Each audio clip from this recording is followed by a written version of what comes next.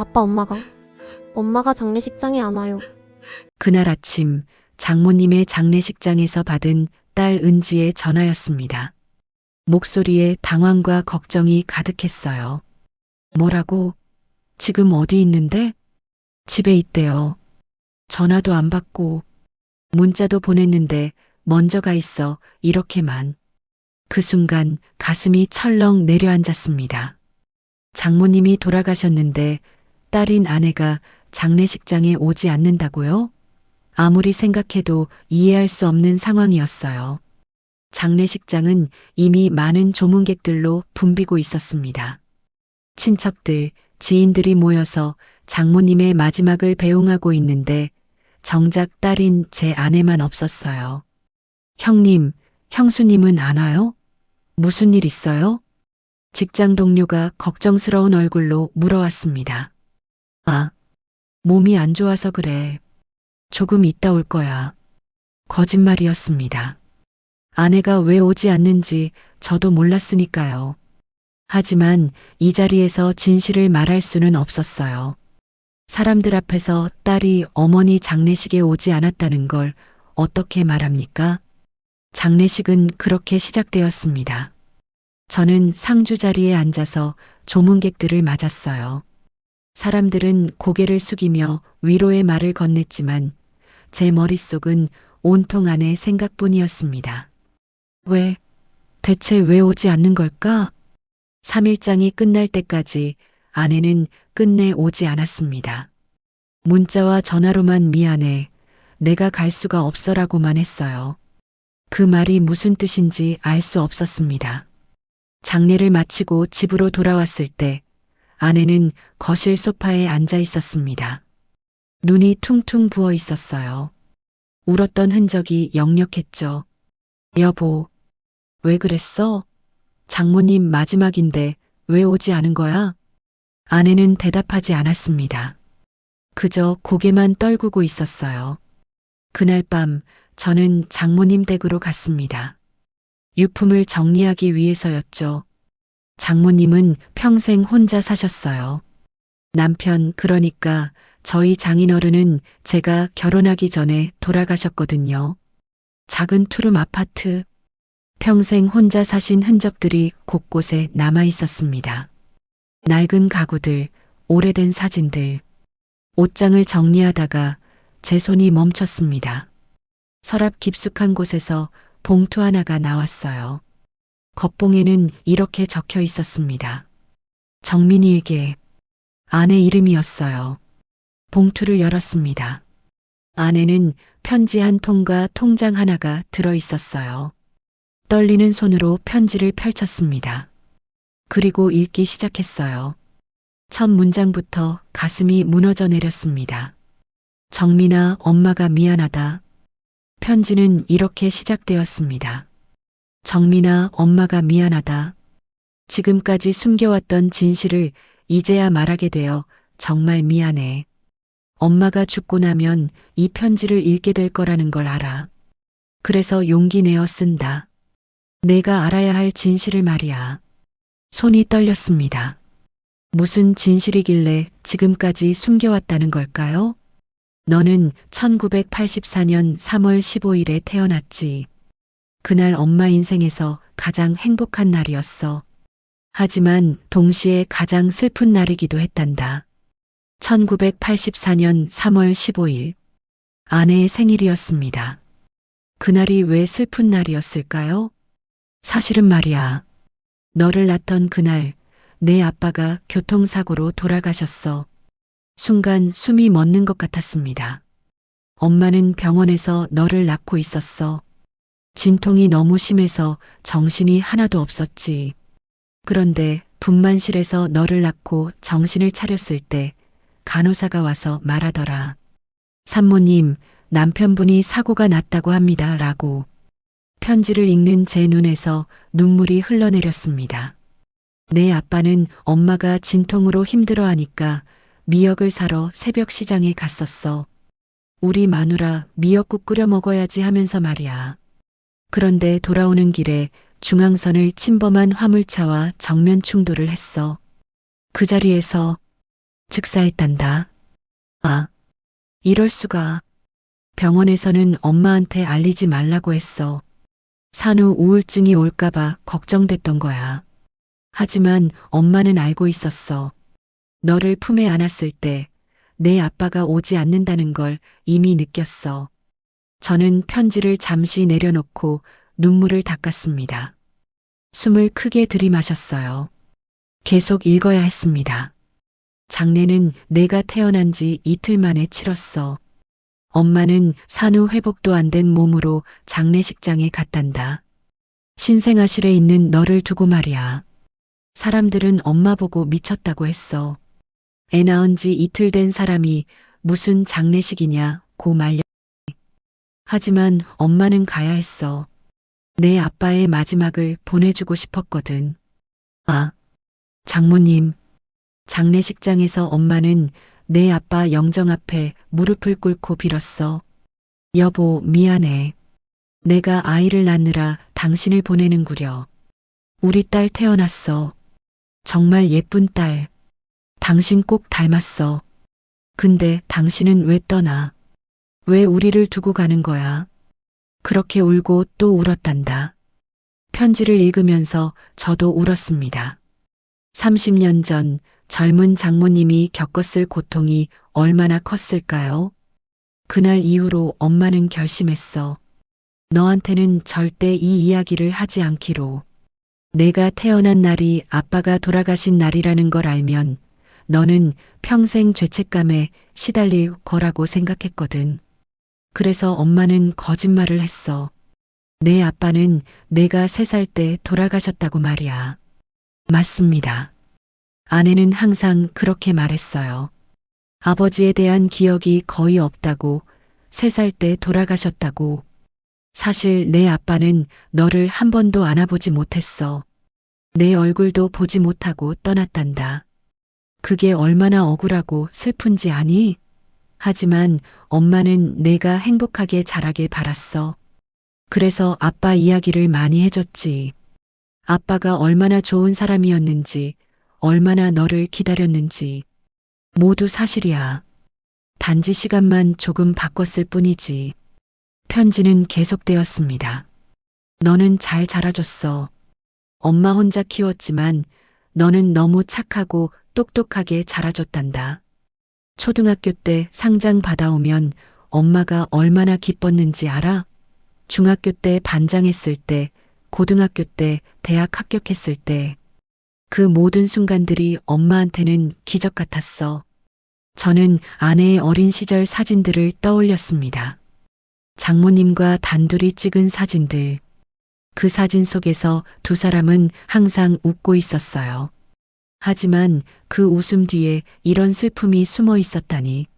하지만 내가 25이 되던 해, 엄마는 큰 실수를 했어. 내 생일날 술을 너무 많이 마셨단다. 그리고 울면서 말해버렸지. 정민아, 미안해. 내가 태어난 날 아빠가 떠났어. 엄마가 거짓말했어. 라고. 아, 그때 저는 갑자기 기억이 났습니다. 결혼하기 전 아내가 생일날 펑펑 울면서 전화했던 적이 있었어요. 오빠, 나 좀 만나줄래? 너무 힘들어. 그날 만났을 때 아내는 계속 울기만 했었죠. 무슨 일인지 물어봐도 대답하지 않았어요. 다음 날 아침 엄마는 너무 후회했어. 술김에 그런 말을 한 자신이 너무 미웠어. 그래서 너한테 물어봤지. 정민아, 엄마가 어젯밤에 무슨 말 했니? 했더니 너는 이렇게 대답하더라. 엄마, 어제 술 많이 드셔서 헛소리 많이 하셨어요. 괜찮아요. 아내가 모른 척 했구나. 그때 엄마는 깨달았어. 내가 다 알고 있다는 걸. 하지만 엄마를 위해서 모른 척 해주고 있다는 걸. 정민아, 너는 그때부터 엄마를 위해 또다시 거짓말을 해주고 있었던 거야. 편지를 읽는 제 얼굴은 눈물범벅이 되어 있었습니다. 그 이후로 우리 모녀는 서로를 위해 거짓말을 했어. 엄마는 내가 모른다고 믿는 척했고, 너는 정말 모르는 척 해줬지. 그게 지금까지 계속된 거란다. 정민아, 엄마는 내가 결혼해서 행복하게 사는 걸 보고 정말 안심했어. 내 남편 참 좋은 사람이더라. 너를 정말 사랑하는 게 눈에 보였어. 손녀 은지도 정말 예쁘게 잘 컸고, 엄마는 이제 편안하게 눈을 감을 수 있을 것 같아. 편지는 2장으로 넘어갔습니다. 그런데 말이야, 정민아. 엄마가 너한테 하지 못한 이야기가 하나 더 있어. 또 다른 이야기라니. 심장이 두근거렸습니다. 너는 엄마가 청소 일을 했던 거 알지? 내가 초등학교 다닐 때부터 시작해서 매일같이 일을 나갔잖아. 새벽에 일찍 나가서 저녁 늦게 들어오고, 너는 항상 엄마 힘들 텐데 그만하세요 했지. 하지만 엄마는 계속했어. 왜 그랬을 것 같니? 저는 편지를 읽으면서 고개를 끄덕였습니다. 네, 아내는 항상 그 이야기를 했어요. 엄마가 너무 힘들게 사셨다고, 좀 쉬셨으면 좋겠다고. 사실은 말이야. 엄마가 번 돈의 절반 이상을 내 아빠 부모님께 드렸어. 그러니까 너의 할아버지, 할머니 말이야. 예, 장인어른의 부모님께요? 내 아빠가 돌아가시고 나서 그분들은 엄마를 원망했어. 우리 아들이 며느리 때문에 죽었다고 했지. 미역 사러 가다가 사고 났으니 며느리 책임이라고 말이야. 엄마는 할 말이 없었어. 정말 미안했거든. 그분들은 너를 데려가겠다고 했어. 손녀는 우리가 키우겠다. 며느리는 혼자 살아라라고. 엄마는 무릎 꿇고 빌었단다. 제발 아이만은 제가 잘 키우겠습니다. 부족한 게 없이 키우겠습니다. 라고. 편지를 읽으면서 제 손이 덜덜 떨렸습니다. 그래서 약속했어. 매달 생활비를 드리겠다고. 내가 대학 졸업할 때까지 책임지겠다고. 그렇게 해서 너를 지켜낸 거야. 엄마는 새벽 5시에 일어나서 남의 집 청소를 했어. 하루에 3집씩. 무릎이 아파도 허리가 아파도 멈출 수 없었어. 내 할아버지, 할머니께 생활비를 드려야 했으니까. 너를 뺏기지 않으려면 엄마가 더 열심히 일해야 했거든. 장모님, 그분들은 돌아가시기 전까지 엄마를 용서하지 않으셨어. 마지막까지도 엄마를 며느리로 인정하지 않으셨어. 장례식 때도 엄마 보고 오지 말라고 하셨단다. 그래서 장모님이 그때 아프셨던 거구나. 아내가 엄마가 갑자기 많이 편찮으시대라고 했을 때 저는 그냥 병원 일로만 알았어요. 하지만 정민아, 엄마는 후회하지 않아. 오히려 감사해. 그 힘든 시간들이 있었기에 너를 지킬 수 있었으니까. 내가 엄마 곁에서 자랄 수 있었으니까. 편지를 읽으면서 저는 목이 메었습니다. 너는 그 사실을 몰랐지. 엄마가 왜 그렇게 힘들게 사는지. 내 대학 등록금 내는 것도 빠듯했는데 왜 엄마는 청소 일을 그만두지 않는지. 너는 항상 엄마, 제가 아르바이트 할게요. 학교 그만둘게요 라고 했었지. 맞아요. 아내가 그 이야기를 했었어요. 대학 다닐 때 너무 힘들어서 자퇴하려고 했다고. 하지만 장모님이 절대 안 된다고 하셨다고. 엄마는 그럴 때마다 이렇게 말했지. 안 돼. 넌 꼭 대학 나와야 해. 그게 엄마 꿈이야 라고. 사실 그게 엄마 꿈이 아니라 내 아빠의 꿈이었어. 내 아빠는 항상 말했어. 우리 딸 꼭 대학 보내자. 공부 잘하는 아이로 키우자라고. 엄마는 그 약속을 지키고 싶었던 거야. 아, 장인어른. 그래서 너는 대학을 졸업했고, 좋은 회사에 취직했고, 좋은 사람 만나서 결혼했지. 엄마는 내 결혼식 날 정말 행복했어. 너를 지켜냈다는 것, 내가 행복하다는 것. 그게 엄마한테는 세상을 다 가진 것 같았단다. 편지를 읽으면서 제 시야가 흐려졌습니다. 눈물 때문이었죠. 결혼하고 나서 너는 엄마한테 용돈을 주려고 했지. 엄마, 이제 제가 효도할게요. 청소일 그만하세요. 라고. 하지만 엄마는 거절했어. 왜 그랬을 것 같니? 저도 기억나요. 아내가 엄마가 돈을 안 받으려고 하세요. 어떻게 하죠? 라고 고민했던 적이 있었어요. 엄마는 내가 내 가정을 잘 꾸리길 바랐어. 신혼이니까 살림 장만하는데 돈이 많이 들잖아. 아이 낳으면 또 돈이 들고 엄마한테 쓸 돈이 있으면 내 가정에 쓰는 게 맞다고 생각했어. 장모님의 마음이. 그리고 솔직히 말하면 엄마는 일하는 게 좋았어. 청소하면서 생각했거든. 내가 이렇게 일하는 건 우리 정민이 때문이야. 우리 정민이가 행복하게 살 수 있게 엄마가 조금만 더 힘내자라고. 그렇게 생각하면 힘든 줄 몰랐어. 편지는 계속되었습니다. 5년 전부터 엄마 몸이 안 좋아지기 시작했어. 당뇨도 있고 고혈압도 있고 병원에 자주 다녔지. 그런데 이상하게 내 앞에서만은 건강한 척했어. 너는 눈치 못 챘지? 엄마가 약 먹는 거?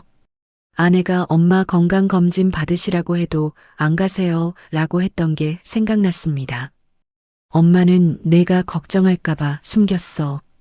괜찮아. 나이 들면 다 이래 라고 말했지. 하지만 사실 엄마는 알고 있었어. 오래 버티지 못할 거라는 걸. 심장이 철렁 내려앉았습니다. 작년 겨울 의사 선생님이 말씀하시더라. 환자분, 이제 좀 쉬셔야 합니다.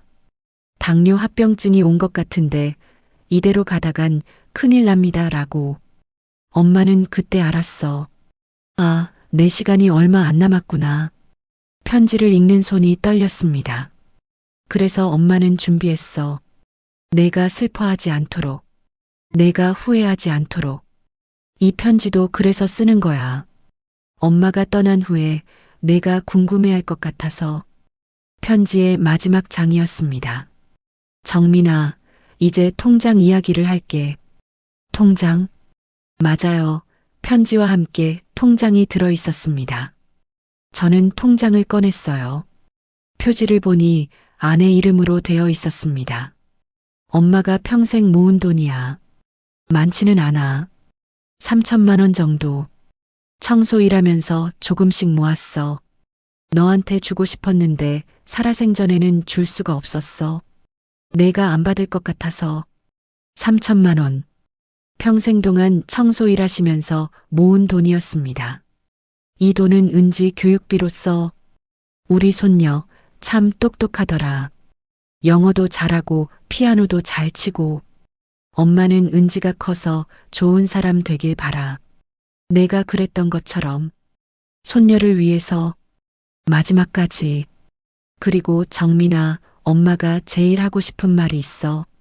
편지는 마지막 단락으로 넘어갔습니다. 글씨체가 조금 흔들려 있었어요. 아마 쓰면서 울으셨었나 봅니다. 정민아, 엄마 장례식에 오지 마.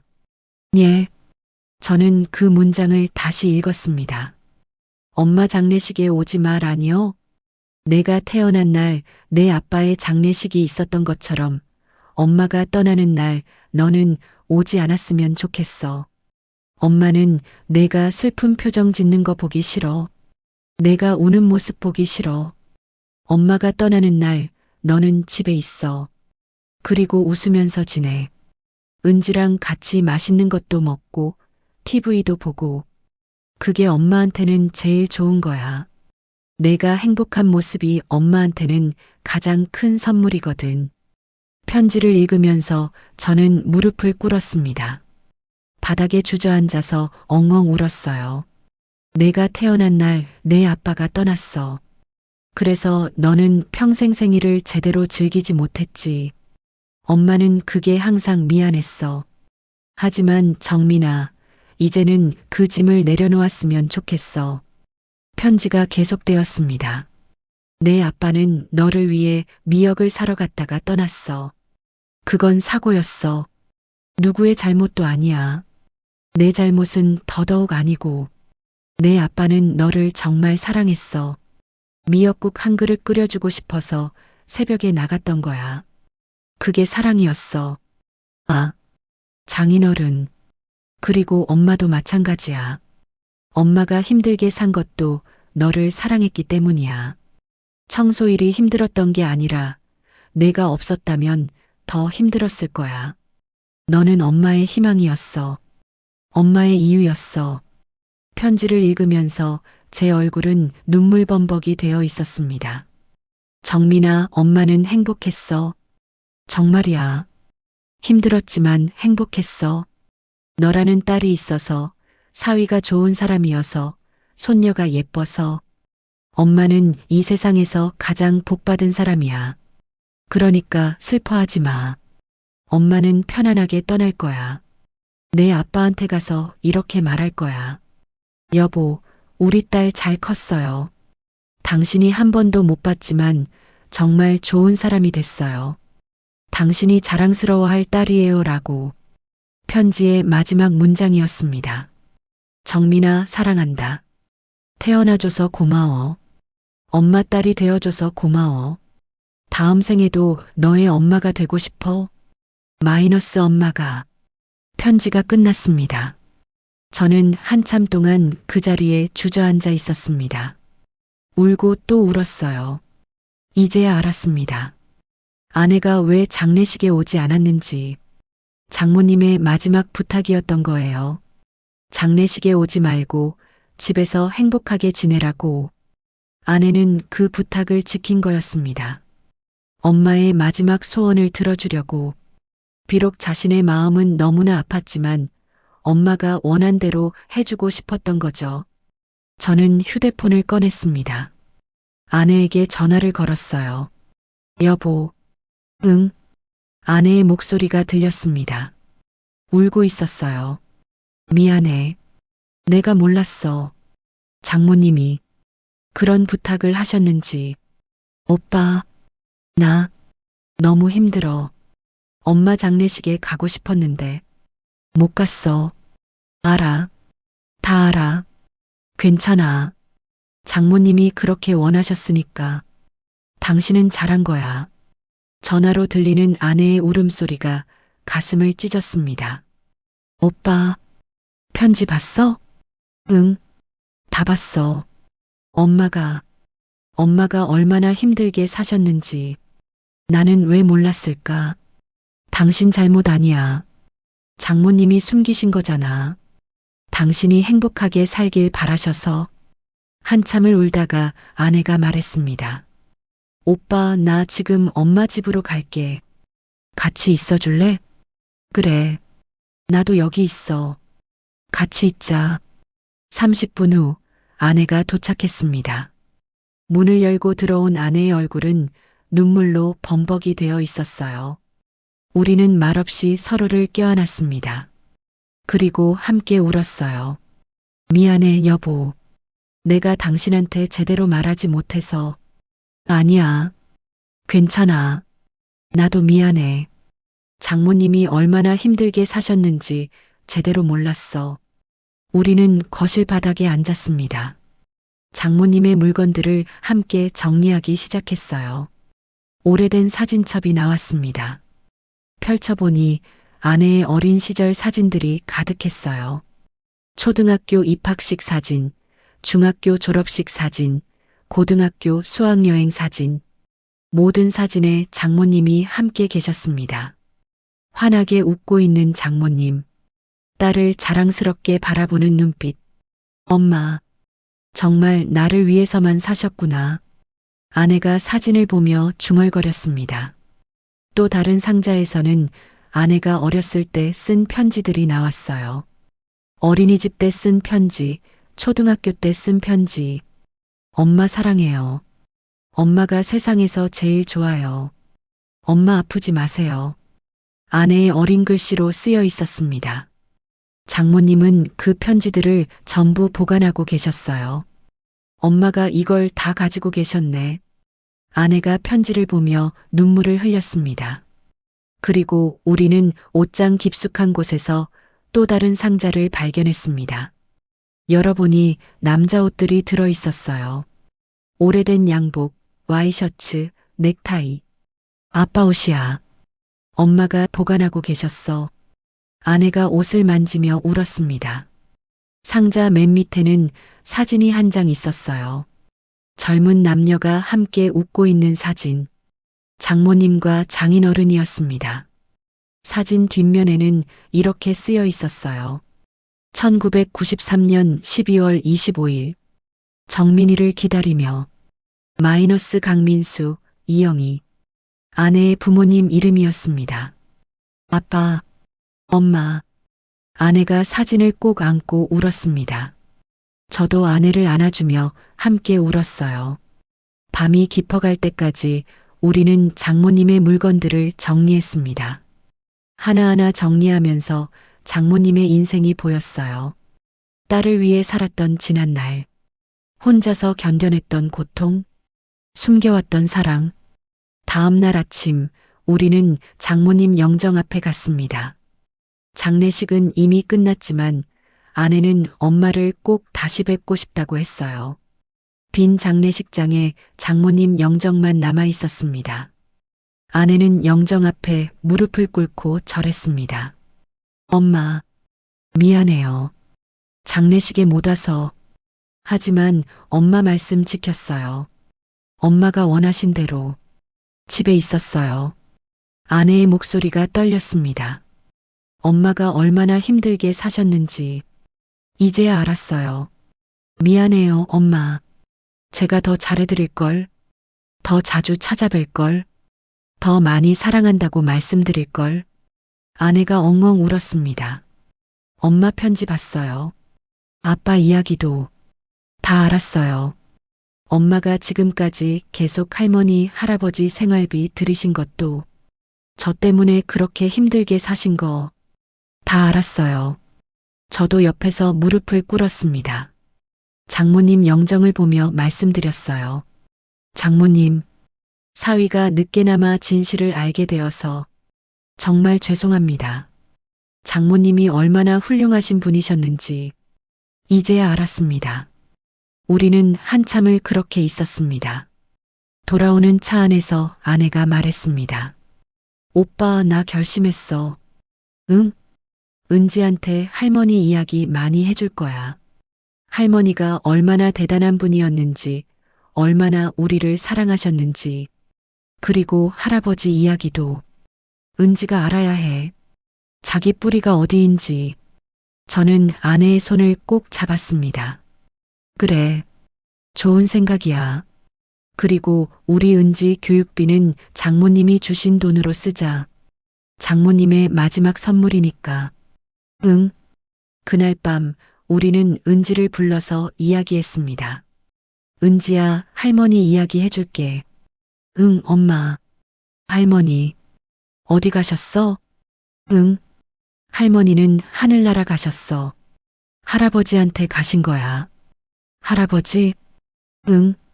은지 할아버지는 엄마가 태어난 날 하늘나라로 가셨어. 그래서 할머니는 엄마를 혼자 키우셨지.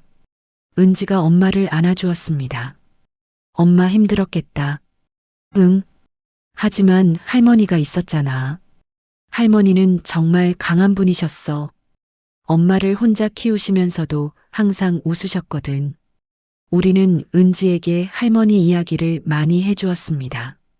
어떻게 사셨는지, 얼마나 손녀를 사랑하셨는지. 은지는 할머니 사진을 보며 말했습니다. 할머니, 정말 예쁘셨네. 나도 할머니처럼 강한 사람이 될래. 그 말을 들으며 저와 아내는 눈물을 흘렸습니다. 1년이 지났습니다. 우리는 매년 3월 15일 아내의 생일이자 장인어른의 기일에 함께 묘소를 찾아갑니다. 장모님과 장인어른은 나란히 묻혀 계세요. 다시 만나신 거죠?